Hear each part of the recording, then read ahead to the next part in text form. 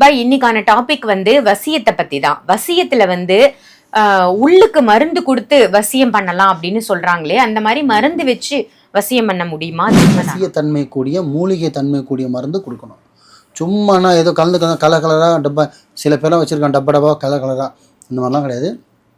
உள் மருந்துன்றது 100க்கு 100. ஏன்னா இப்போ 2K கிட்ஸ்லாம் யாரும் அடங்குறது இல்லை. ஸோ அந்த மாதிரி 2K கிட்ஸ் அடங்குறதுக்கு தன் அம்மாவோ அப்பாவோ பிள்ளைங்களுக்கு மருந்து சாப்பிடலாம் வந்து அவங்க உறவு தான் அவங்க மாற்றுறாங்க. இதில் என்னம்மா பாவம் இருக்குது? என்ன தப்பு இருக்குது? தப்பான ஒருத்தனுக்கு தப்பான மருந்து கொடுத்து அவனை பித்து பிடிக்க வைக்கிறது, பைத்தியம் முடிக்க வைக்கிறது, அவன் சொத்தை அனுபவிக்கிறது தான் பாவம். அதுதான் தப்பு. இது தன் பிள்ளையை தவறான வழிக்கு போகிறோன்னா மருந்து வீட்டில் என்ன சொல்லுவேன் தவிர இன்னும் குறைய நான் சொல்லியிருக்க மாட்டேன். ஏன்னா ஒருத்தனை குறை சொல்லி நம்ம வாழக்கூடாது. ஏன் வேலை கரெக்டாக இருக்கும், நான் தெளிவாக இருக்கிறேன், ஏமல் நம்பிக்கைன்னு தான் நான் ஒருத்தன் 2 மாதிரி அவன் கெட்டது அவன் நல்ல வகையிலன்னு சொல்லி தான் நான் பெரிய ஆகணுன்ற அவசியம் இந்த மாலிக் பைக்கு கிடையாது.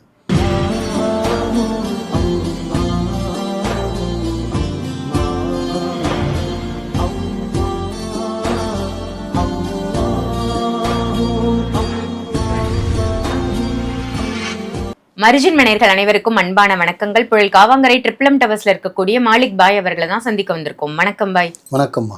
பாய் இன்னைக்கான டாபிக் வசியத்தை பத்தி தான். வசியத்துல உள்ளுக்கு மருந்து கொடுத்து வசியம் பண்ணலாம் அப்படின்னு சொல்றாங்களே, அந்த மாதிரி மருந்து வச்சு வசியம் பண்ண முடியுமா? அது உண்மைதானா?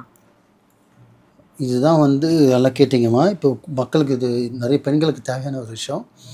அது மருந்து சொல்லுவேன், ஆனால் அதில் எது கலந்து கொடுன்னு நான் சொல்ல மாட்டேன். ஏன்னா அது சொன்னோன்னா ஆம்பளைங்க சாப்பிடவே மாட்டாங்க. வீட்டில் இப்போயே அஃபேரில் இருக்கிறவங்க, இந்த ப்ராப்ளம் பண்ணுறவங்க, பிரிஞ்சு இருக்கிறவங்க பார்த்திங்கன்னா வீட்டில் சாப்பிடவே மாட்டாங்க. நிறைய கம்ப்ளைண்ட் வருது.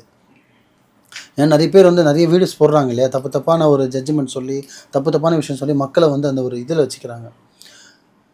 எப்படி எடுக்கிற மருந்து, இடு மருந்து, லாஸ்ட் வீடியோ பேசினது பார்த்தீங்கன்னா எடுக்கிற மருந்துன்னு. ஸோ ஒரு மனைவி தன் கணவனை கைக்குள்ளே வச்சுக்கிறதுக்கு ஃபோட்டோ வசியமும் செய்யலாம், துணி வசியமும் செய்யலாம், முடி காடி மண் எல்லா வசியம் பண்ணுறோமோ இதெல்லாம் ஒரு மனிதனை தொடாமல் பண்ணுற ஒரு வசியம். இது சில பேருக்கு ஏற்றுக்கும், சில பேருக்கு ஏற்றுக்காது. எது தொடாமல் ஒரு வசியம் பண்ணுறது.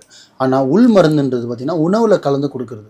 தன் மனைவி தன் கணவனுக்கு, இல்லை கணவன் மனைவிக்கு, அம்மா பிள்ளைக்கு, இல்லை பிள்ளை அம்மா, யாருக்கோ உறவு கரெக்டான ஒரு உறவாக இருந்தால் அந்த உறவில் உண்மை இருந்தாங்கன்னா அந்த மருந்து அவங்க கையால் அவங்க சாப்பிட வச்சாங்கன்னா 200% ரிசல்ட் வரும். வசியத்தன்மை கூடிய மூலிகை தன்மை கூடிய மருந்து கொடுக்கணும். சும்மானா ஏதோ கலந்து கலர் கலராக டப்பா, சில பேர்லாம் வச்சுருக்காங்க டப்பா கலர் கலராக, இந்த மாதிரிலாம் கிடையாது.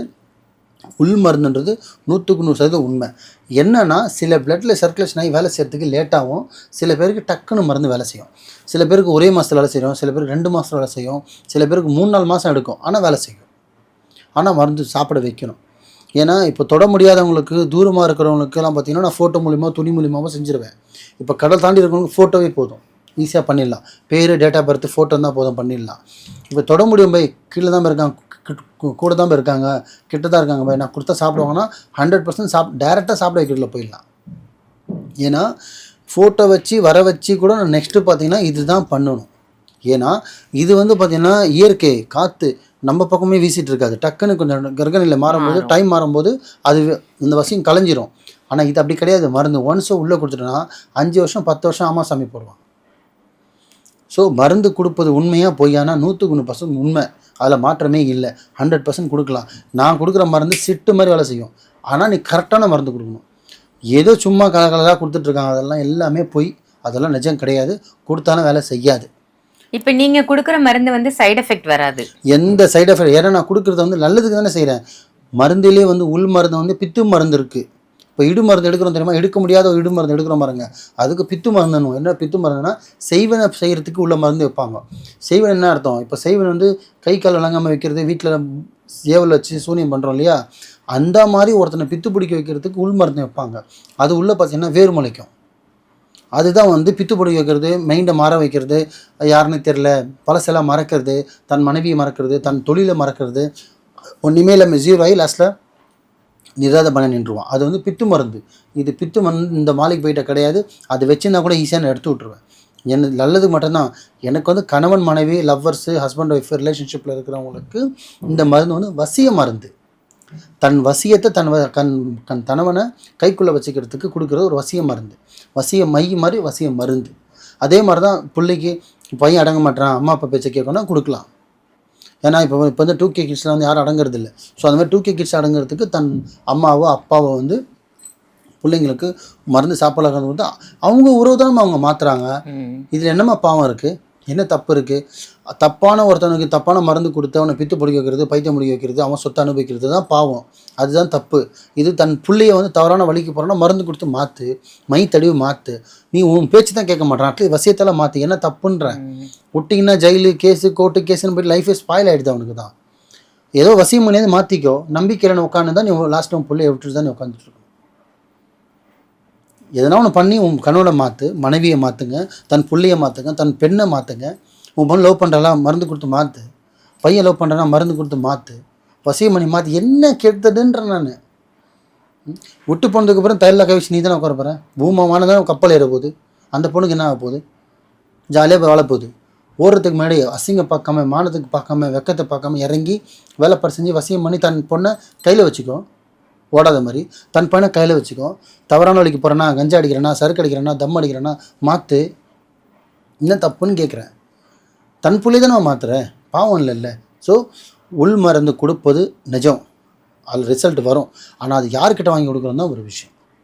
எல்லோரும் கொடுக்குறது உண்மைன்னு கேட்டால் கிடையாது. சில பேர் சும்மானா கொடுத்துட்ருக்கானுங்க, அதெல்லாம் வேலை செய்யாது. நான் யாருன்னு பர்டிகுலராக கூட என்னால் சொல்ல முடியும், நான் சொல்ல மாட்டேன்.